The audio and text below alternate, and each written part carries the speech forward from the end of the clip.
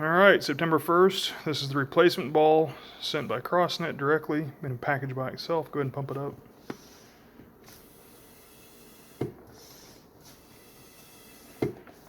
Just a little bit more. Okay. So you can see it has air in it. Take the needle out.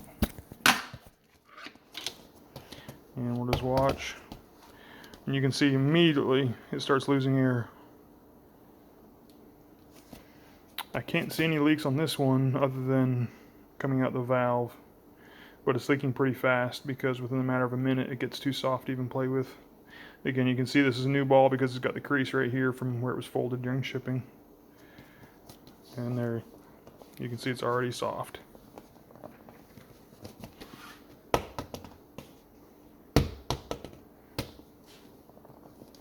Another bad defective ball sent by Crossnet.